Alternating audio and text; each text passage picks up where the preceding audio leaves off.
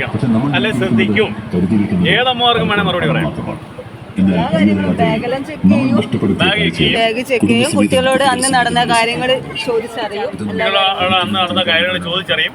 ആ പിന്നെ പിന്നെ പറ, അവര് പറഞ്ഞു തരും. ആ പിന്നെ പിന്നെ പിന്നെ അത് മാത്രം പോരാ, അത് മാത്രം പോരാ. ഇവനെ നോക്കിയേ, ഇവിടെ പോയെ. ഇവനെ ഇപ്പൊ നോക്കിയിട്ട് എന്ത് ഭാവമാണ് അവന്റെ മുഖത്തുള്ളത്? കള്ളലക്ഷണമുണ്ട്. കള്ളലക്ഷണമുണ്ട്.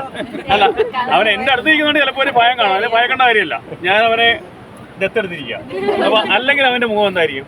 ഇപ്പൊ ഒരു ചെറു ചിരിയില്ലേ ഉണ്ട്. ഇനി ഇവന് തലവേദനയാണെങ്കിൽ അവന്റെ അവസ്ഥ എന്തായിരിക്കും? ചോദ്യമാണ്. ഞാൻ എന്തുകൊണ്ടാണ് പറഞ്ഞതുകൊണ്ടായിരിക്കും പിന്നെ പറയാം. ഇവന് തലവേദന എടുക്കുകയാണെങ്കിൽ അവന്റെ കണ്ണ് നോക്കിയാൽ ആ വേദന അറിയാൻ പറ്റും, അല്ലേ? അതുപോലെ നമ്മുടെ പെൺമക്കളുടെ ആയാലും മുഖത്ത് നോക്കിക്കഴിഞ്ഞാൽ അവർക്ക് സന്തോഷമാണോ, വിഷമമാണോ, സങ്കടമാണോ, അവരാരെങ്കിലും ഭീഷണിപ്പെടുത്തിയിട്ടുണ്ടോ എന്നൊക്കെ അറിയാൻ പറ്റും. അതുകൊണ്ട് ഞാൻ പറയുന്നത്, നിങ്ങൾ ആദ്യം ഇതൊക്കെ നോക്കുന്നതിന് മുമ്പ് അവരുടെ മുഖത്തേക്ക് നോക്കണം. സ്കൂളിൽ പോയിട്ട് വരുമ്പോൾ അല്ലെങ്കിൽ കോളേജിൽ പോയിട്ട് വരുമ്പോൾ മുഖത്തേട്ട് നോക്കുമ്പോൾ അറിയാൻ പറ്റും അവർക്ക് സന്തോഷമാണോ, വിഷമമാണോ, ദുഃഖമുണ്ടോ എന്നൊക്കെ അറിയാൻ പറ്റും. എന്നിട്ട് എന്ത് ചെയ്യണം? ഒന്നാമത്തത്, അവർക്ക് വിഷമം ഉണ്ടെങ്കിൽ അവരുടെ ചോദിക്കണം, എന്താണ് അവരുടെ വിഷമത്തിന് കാരണം എന്ന് ചോദിക്കണം. അത് മനസ്സിലാക്കണം. രണ്ടാമത്, അപ്പോൾ ഇത്രയും കാര്യങ്ങൾ സംസാരിച്ച് അവരുടെ മുഖത്ത് നോക്കി 2 വാക്ക് 2 മിനിറ്റ് സംസാരിച്ച് കഴിയുമ്പോൾ അവരുടെ മുഖഭാവം നമുക്കറിയാൻ പറ്റും, അവരുടെ മനസ്സിലിരിപ്പ് നമുക്കറിയാൻ പറ്റും. എന്തുകൊണ്ടാണ് അങ്ങനെ ചോദിച്ചതിന് കാരണം മനസ്സിലായോ? അതായത് കഴിഞ്ഞ ദിവസം പത്രം വായിക്കുമോ? വായിക്കത്തില്ലല്ലോ, നല്ല ശീലമില്ലല്ലോ. അതുകൊണ്ടാണ് ഞാൻ പറയുന്നത്. കഴിഞ്ഞ ദിവസം 4ാം ക്ലാസ്സുകാരിയായ ഒരു കുട്ടിയുടെ ബാഗ് അമ്മ പരിശോധിച്ചപ്പോൾ 2500 വില വരുന്ന ഇലക്ട്രോണിക് സിഗരറ്റ് ആ ബാഗിൽ നിന്ന് കിട്ടി. ആ 4ാം ക്ലാസ്സുകാരിയായ 9കാരിക്ക് എവിടെ നിന്നാണ് ഇലക്ട്രോണിക് സിഗരറ്റ് കിട്ടിയത് നമ്മൾ ചിന്തിക്കണ്ടേ? എവിടുന്ന് കിട്ടി? 8ാം ക്ലാസ്സുകാരിയായ ബാഗ് പരിശോധിച്ചപ്പോൾ MDMA. എന്താണ് MDMA അറിയോ? മാരകമായ മയക്കുമരുന്നായിട്ടുള്ള MDMA ആണ് 8ാം ക്ലാസ്സുകാരിയായ ബാഗ് പരിശോധിച്ചപ്പോൾ കിട്ടിയത്. ആ കുട്ടി ആത്മഹത്യ ചെയ്തു. കാരണം എന്താണെന്ന് അറിയണ്ടേ? 8ാം ക്ലാസ്സുകാരി ആത്മഹത്യ ചെയ്യുന്നതിന് കാരണം എന്തായി? ആ കുട്ടിയെ ഈ MDMA ചെറുതായിട്ട് കൊടുത്തിട്ട്, ക്രീം ബിസ്ക്കറ്റിനകത്ത് MDMA കൊടുത്തിട്ട് ആ കുട്ടിയുടെ നഗ്നമായ ഫോട്ടോ എടുത്തു. ആ ഫോട്ടോ കാണിച്ചുകൊണ്ട് ആ കുട്ടിയെ ഭീഷണിപ്പെടുത്തി ഈ MDMAയുടെ കാരിയറാക്കി മാറ്റി, എന്നുവെച്ചാൽ വിൽപ്പനക്കാരിയാക്കി മാറ്റി. 13ാമത്തെ ദിവസം ആ കുട്ടി ആത്മഹത്യ ചെയ്തു. അപ്പോൾ ഇതൊക്കെ പത്രത്തിൽ വരുന്ന വാർത്തകളാണ്, ഞങ്ങൾ കേസെടുക്കുന്നതാണ്. അപ്പോൾ നിങ്ങൾ ദയവായി എന്ത് ചെയ്യണം? നമ്മളുടെ മക്കളുമാരെ കെയർഫുൾ ആകാൻ വേണ്ടി നോക്കുക. സ്കൂളിൽ പോകുമ്പോഴും വരുമ്പോഴും നമ്മുടെ മക്കളുമാരെ വളരെ കെയർഫുൾ ആകണം. അവരുടെ കാര്യങ്ങൾ സംസാരിക്കണം. ഒരു ഫ്രണ്ട്ലി ആറ്റിറ്റ്യൂഡ്, അതായത് മക്കളുമാരും അമ്മയും തമ്മിലൊരു ഫ്രണ്ട്ലി ആറ്റിറ്റ്യൂഡ് വളർത്തിയെടുക്കണം. സംസാരിക്കണം, അവരുമായിട്ട് സംസാരിച്ചുകൊണ്ടേയിരിക്കണം. അതുപോലെ തന്നെ ആവശ്യമില്ലാതെ മൊബൈൽ ഫോണുകൾ കൊടുത്ത് കളിപ്പിക്കേണ്ട. കൊച്ചു കുഞ്ഞുങ്ങളിപ്പോൾ മൊബൈൽ ഫോൺ കൊടുത്താലേ അവർ ആഹാരം കഴിക്കും. ആ ശീലമേ വേണ്ട. കാരണം കഴിഞ്ഞ ദിവസം കണ്ടോ അമ്മയുടെ കഴുത്തറുത്തത്? 14കാരൻ അമ്മയുടെ കഴുത്തറുത്ത കണ്ടോ? ഇവിടെ 14കാരനായിട്ടുള്ളൊരു കുട്ടി, അല്ല 8ാം ക്ലാസ്സിൽ പഠിക്കുന്ന കുട്ടി തൊട്ടപ്പുറത്ത് ആത്മഹത്യ ചെയ്തു. എന്താ കഴിച്ചതറിയോ?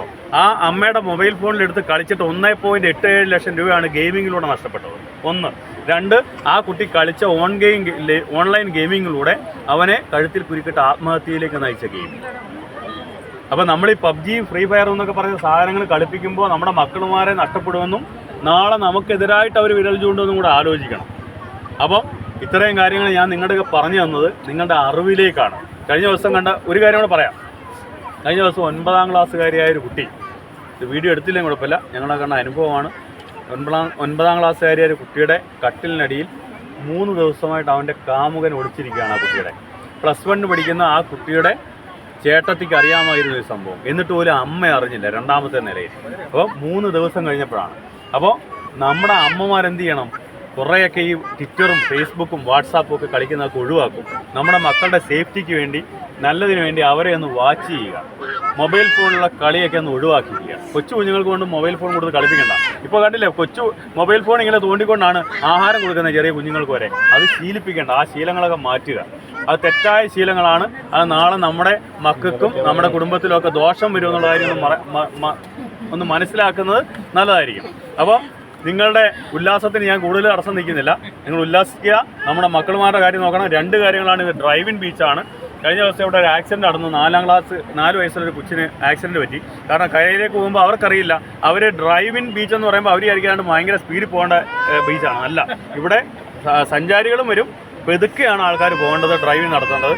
അപ്പോൾ നമ്മുടെ മക്കളുമാരൊക്കെ കൈവിട്ട് പെട്ടെന്ന് ഓടിപ്പോകുമ്പോൾ അവർക്ക് ആക്സിഡൻറ്റ് ഉണ്ടാകാണ്ട് നോക്കേണ്ട ചുമതല നമുക്കാണ്. ഈ 2 കാര്യങ്ങൾ നിർബന്ധമായിട്ട് നിങ്ങൾ നോക്കണം. മക്കളുമാർ കടലിലിറങ്ങുമ്പോൾ അവരെ കൈപിടിക്കുക, അതുപോലെ തന്നെ കരയിലേക്കൊക്കെ ഓടിപ്പോകാൻ നോക്കുമ്പോൾ വണ്ടി വരുന്നുള്ള കാര്യം കൂടെ ശ്രദ്ധിക്കുക. ഇതൊക്കെ നമ്മുടെ അനുഭവങ്ങളിൽ നിന്ന് പറയുന്ന കാര്യങ്ങളാണ്.